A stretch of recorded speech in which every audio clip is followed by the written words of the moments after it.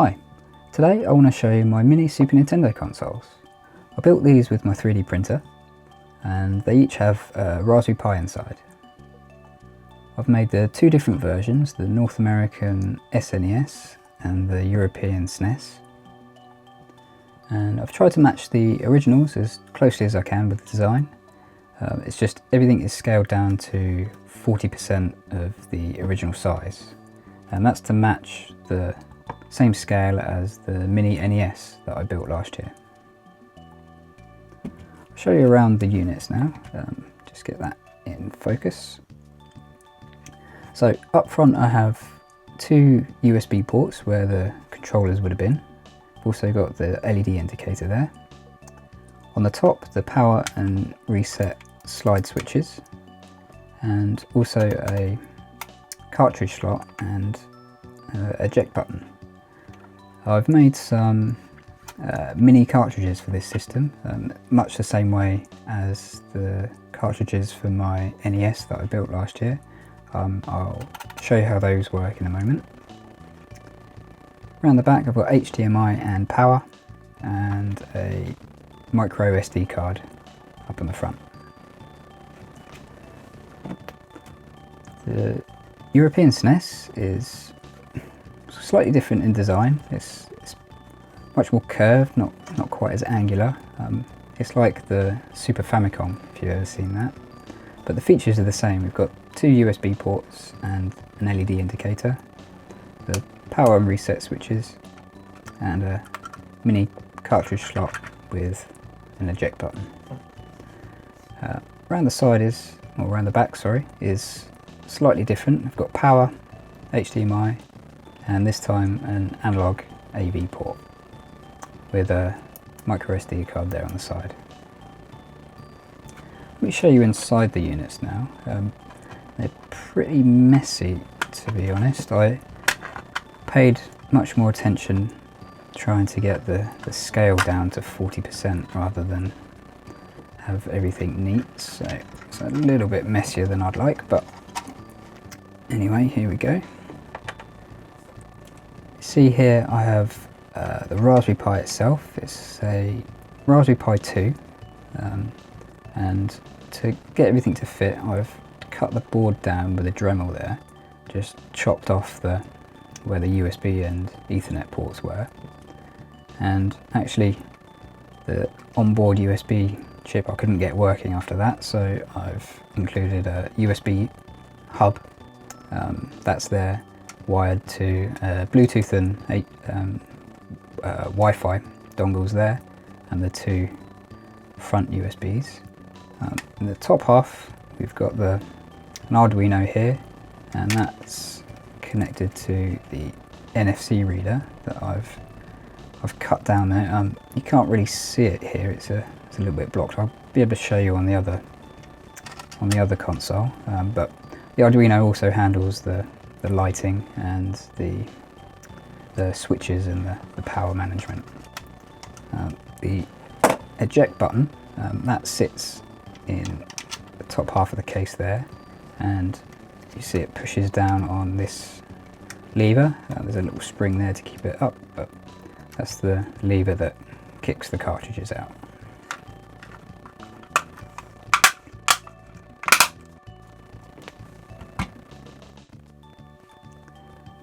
The SNES is actually quite a lot untidier inside, but I'll show you it anyway. There we go, so a little bit messier, but this one uses a Raspberry Pi Zero instead, and that's laid on its side there. You can see the Arduino up at the back. Underneath there is the USB hub and Bluetooth and Wi-Fi dongles. They're wired to the USBs on the front. You can see a little bit better actually on this one, the NFC reader. So that's the red thing there. And what I've done, I've designed a new antenna to sit at 90 degrees to the board, because the way your NFC reader normally works. This is the NFC reader that I use. It has a white stripe around the outside is the antenna, and the NFC tag sits sort of parallel with the antenna, and that's how it gets read.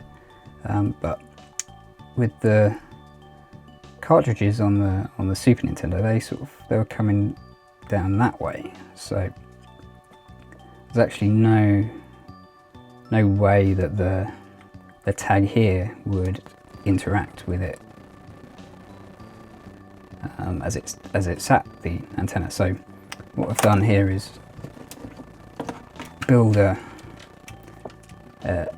extra little antenna there. I've cut off the old one, wired this one in, and this lets the cartridges be read by the NFC reader. You can see here in the top half it's slightly differently designed. The eject button for the cartridges, springs are there, and they sit in these little pegs here. Switches, I haven't designed a proper mount for them, to be honest. They're just sort of bodged in there. There's a lot more glue in this model. It's not really sort of set up properly yet, but the foil you can see here and here is just to block out some of the light that bleeds when you for the indicator there, and there's a light at the back just to stop it bleeding through the top of the plastic. What else? Oh, one more thing is where the Raspberry Pi sits there. It has its HDMI connector just underneath there, and what I've done is it's a mini HDMI connector on the Pi Zero, and I've just wired it there to a full-size port at the back just to make it a little bit more usable.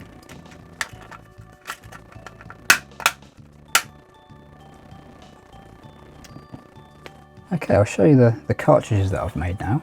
I did go actually a little bit overboard, and I've made far too many, but let's grab a couple and show you. Just to zoom on that. So the NFC tag is a little sticker that is stuck inside. These are split into two halves. You can sort of see the line there where they're sandwiched together. Like I said, the cartridges slot into the console, and the tags can be read. On the tag is the name of the ROM. So on this one, Super Mario All Stars, and that gets read by the console, and then you can have the game launch. I'll show you how they fit in now.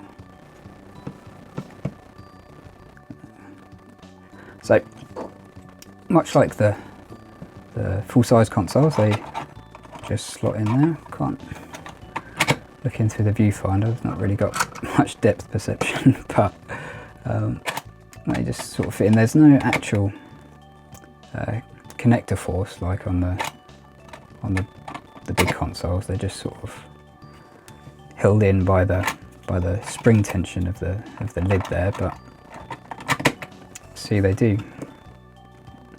sit straight in the console. The eject button, that pops them out.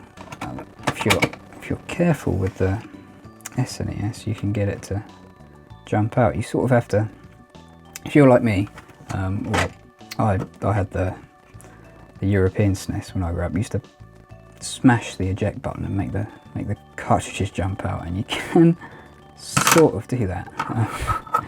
If you hit it hard enough, it does kind of launch out.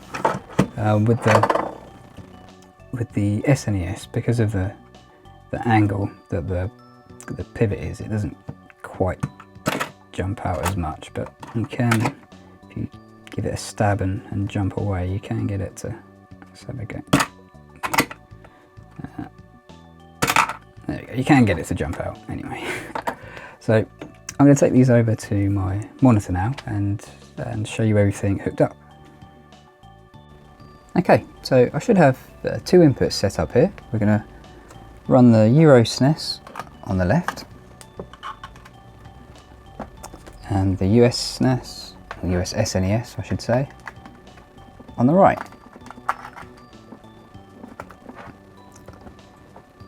There we go, just make sure the monitor's switched on and start them up.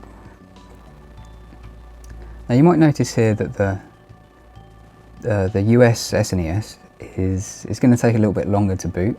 That's just because of the Pi Zero. It's not as powerful as the Pi 2 or the Pi 3 for that matter, so some things take a little bit longer. You don't really notice in the games. 8 and 16-bit games are emulated really well, but it does lack that little bit of power that the bigger Pis have. So you see the 2 is already in the menu and the 0 is just caught up now. So, these are running an older version actually of RetroPie. I do need to update things, but I'll show you around anyway. I like to use Wii U Pro controllers for this. They're really good, they've got all the buttons that you need. Connect via Bluetooth nice and easily. We'll control the left hand screen here. This is just a few of the systems I've got installed here. There are dozens available, but for example if you choose a Nintendo you can have all of your Nintendo games. Let's grab just one here quickly. There we go. Let's exit out of that, and I'll show you also another thing that I built for this project were a pair of mini controllers. Let me get those in focus. Now these are only made like just for fun really. I did make a pair for my Mini NES, but they were not very well received. Nobody really sort of got that they were just a sort of novelty. But I'll show you them compared to a full-size controller. Okay, they are usable. Plug in by USB, but since nobody really liked them before, I'll just put them to the side and carry on with the Wii controllers. But actually what I wanted to show you were the cartridges.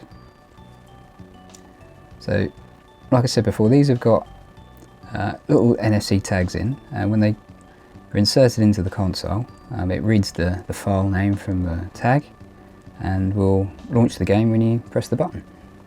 So I'll show you now.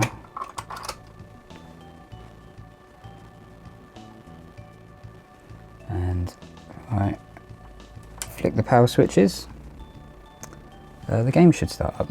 It is a little slow. I do need to have a little look at the script that runs it, but there we go. I did have a lot of fun making these cartridges actually. They are pretty cool. I did get carried away in fact and actually made a pair of Super Game Boys. So these, again, sort of just for fun really. They don't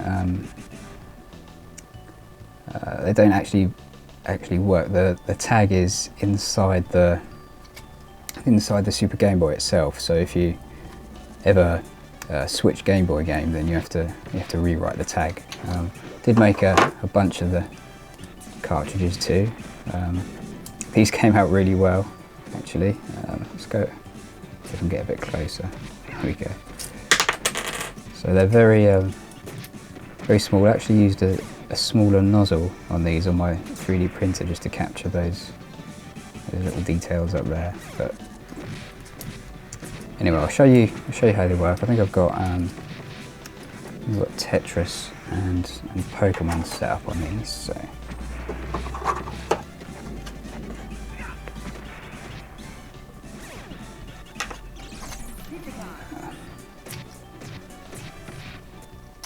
Tetris there.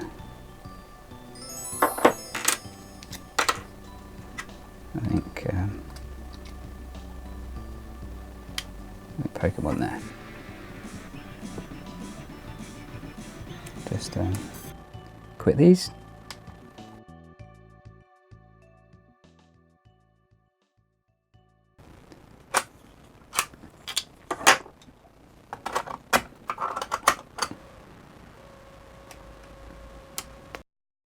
Now the Raspberry Pi can't actually emulate the Super Game Boy. These are just the regular Game Boy emulators, but with a custom overlay. You can add custom overlays for each individual game, and that can give you a similar effect. I think it's quite neat, and I do like these Super Game Boys. They really show off the difference between the European and the American designs. It's quite cool. That's probably about it though for my mini Super Nintendos. Let me know if there's anything I've missed out, or if there's anything you want to see more detail on. I do have a couple of portable RetroPie builds in progress, so look out for those in the next couple of weeks. Thanks, and I'll see you soon.